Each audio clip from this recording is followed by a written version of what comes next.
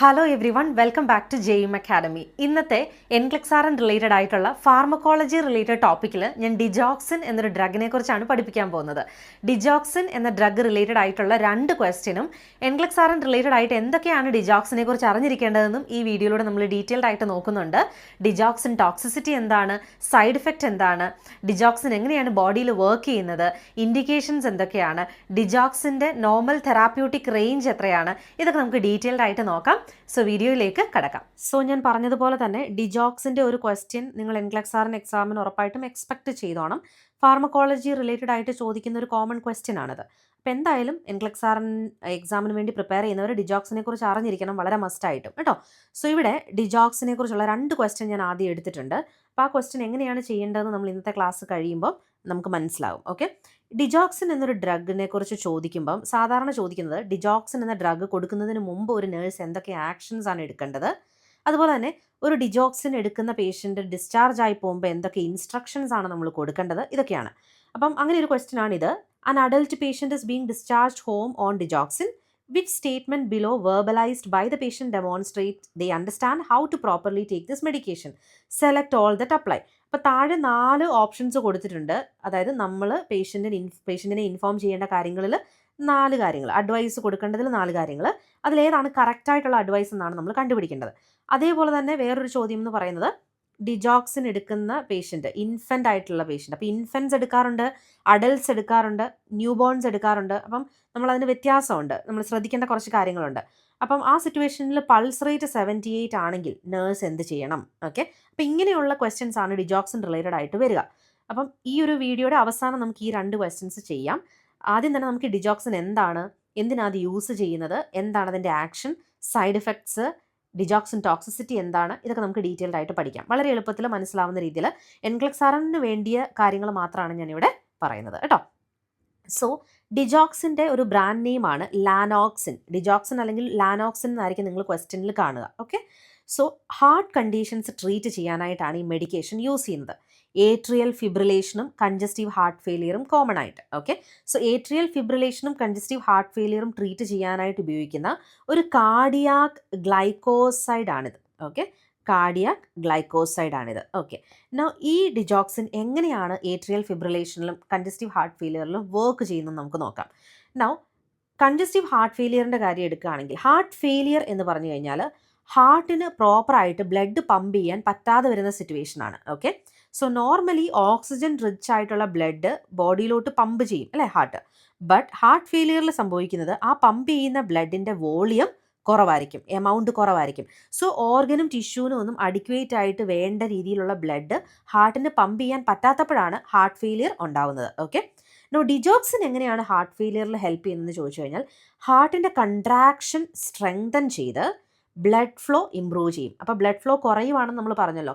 ഈ blood flow improve ചെയ്ത് ബോഡിയിലോട്ട് blood flow എത്താനായിട്ട് സഹായിക്കുന്ന ഡ്രഗാണ് digoxin. Okay, now atrial fibrillation എന്ന് പറയുന്നത് നമ്മുടെ ഹാർട്ടിൻ്റെ ഏട്രിയയും അതുപോലെ തന്നെ വെൻട്രിക്കിളും ഒരുമിച്ച് വർക്ക് ചെയ്യാത്തപ്പോഴാണ് ഏട്രിയൽ ഫിബ്രിലേഷൻ ഉണ്ടാവുന്നത്. ഓക്കെ, സോ അവിടെ സംഭവിക്കുന്നത് റിത്തത്തിൽ ചേഞ്ച് വരും, ഹാർട്ട് റിതത്തിൽ ചേഞ്ച് വരും. സോ ഡിജോക്സിൻ മറ്റു മെഡിക്കേഷൻസിൻ്റെ കൂടെ ഏട്രിയൽ ഫിബ്രിലേഷൻ എന്ന കണ്ടീഷന് യൂസ് ചെയ്യാറുണ്ട്. അത് ഹാർട്ട് റേറ്റ് കൺട്രോൾ ചെയ്യാൻ വേണ്ടിയാണ്. ഓക്കെ, ഹാർട്ട് റേറ്റ് കൺട്രോൾ ചെയ്യാൻ വേണ്ടിയാണ്. അപ്പോൾ ഇതാണ് ഹാർട്ട് ഫെയിലിയറിൻ്റെയും ഏട്രിയൽ ഫിബ്രിലേഷൻ്റെയും സിറ്റുവേഷനിൽ ഡിജോക്സിൻ്റെ ആക്ഷൻ എന്ന് പറയുന്നത്. ഓക്കെ, നൗ എന്തൊക്കെയാണ് ഡിജോക്സിൻ എടുത്താൽ ഉണ്ടാകുന്ന നോർമൽ കോമൺ ആയിട്ടുള്ള സൈഡ് എഫക്ട്സ്? സോ സൈഡ് എഫക്ട്സിൽ ഹാർട്ട് പ്രോബ്ലംസ് ഉണ്ടാവാം, അതായത് ഹാർട്ടിൻ്റെ റേറ്റിലും റിതത്തിലും ചേഞ്ചസ് വരാം, ലോസ് ഓഫ് അപ്പറ്റൈറ്റ് ഉണ്ടാകാം, nausea, vomiting, diarrhoea, stomach pain, blurry vision. Okay, very important. Blurred വിഷൻ്റെ സിംറ്റം ഒക്കെ വെച്ചിട്ട് ഡിജോക്സിൻ റിലേറ്റഡ് ആയിട്ട് ക്വസ്റ്റ്യൻ വരാറുണ്ട്. അപ്പോൾ ബ്ലേർഡ് വിഷൻ ഉണ്ടാവാം, headache, weakness, dizziness, confusion, anxiety, hallucinations, enlarge breast in men and rashes. ഇതാണ് common ആയിട്ടുള്ള സൈഡ് എഫക്ട്സ്. ഇതിനെക്കാട്ടിൽ ഇമ്പോർട്ടൻ്റ് ആയിട്ട് നമ്മൾ പഠിച്ചിരിക്കേണ്ടത് സിവിയർ ആയിട്ടുള്ള സൈഡ് എഫക്ട്സ് ആണ്. അതായത് ഡിജോക്സിൻ കാരണം സിവിയർ അലർജിക് റിയാക്ഷൻസ് ഉണ്ടാവാറുണ്ട്.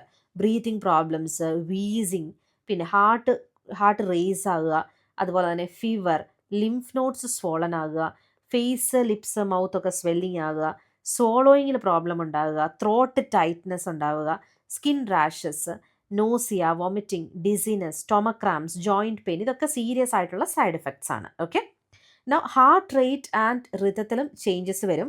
ബ്രാഡികാർഡിയ ഉണ്ടാകാം, അതായത് ഹാർട്ട് ബീറ്റ് സ്ലോവർ ആകാം.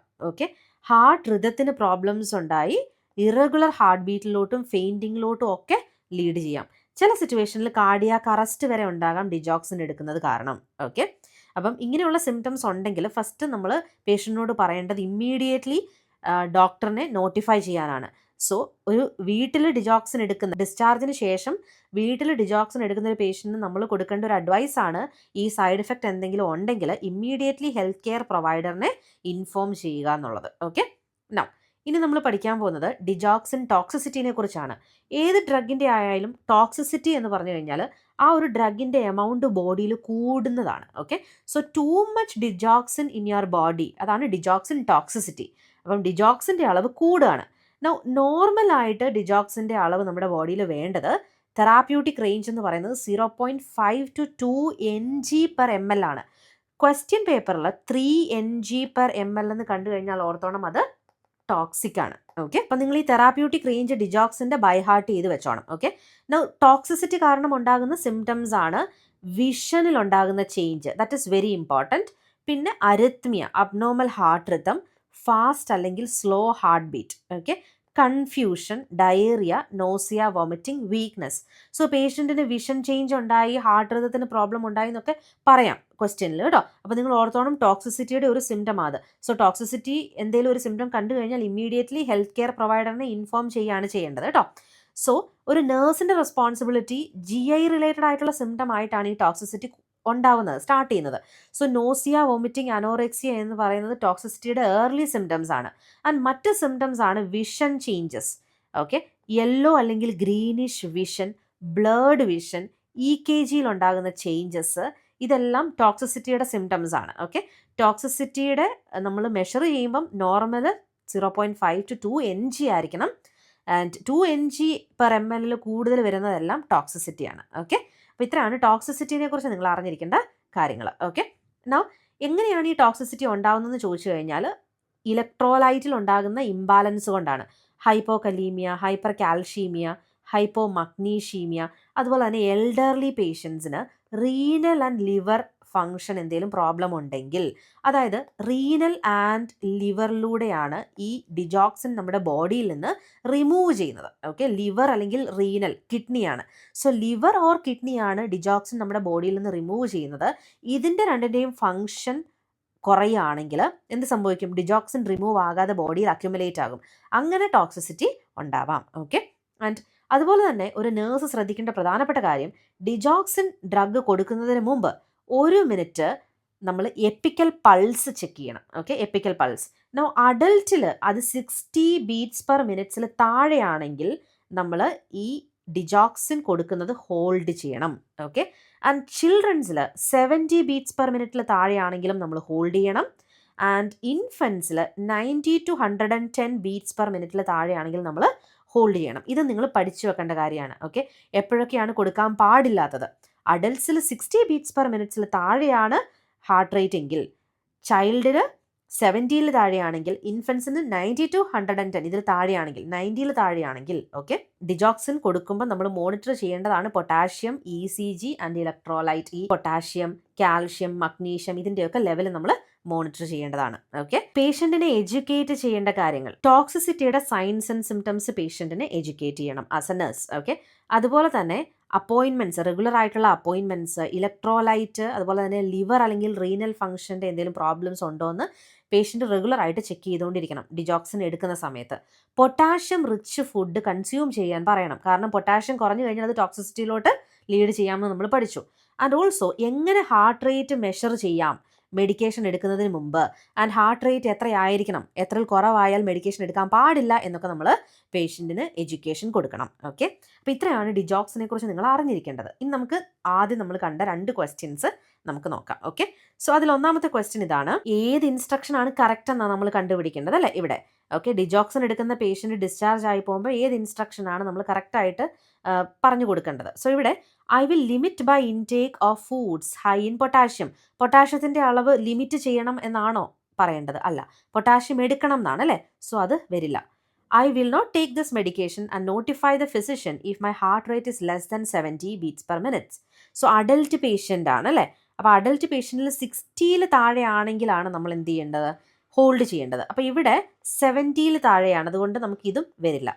I will measure my pulse rate before every dose I take. ഓരോ ഡോസിന് മുമ്പും പൾസ് റേറ്റ് ചെക്ക് ചെയ്യണം എന്നുള്ളത് ഇമ്പോർട്ടൻ്റ് ആണ്. So yes, it is important that I immediately report any vision changes.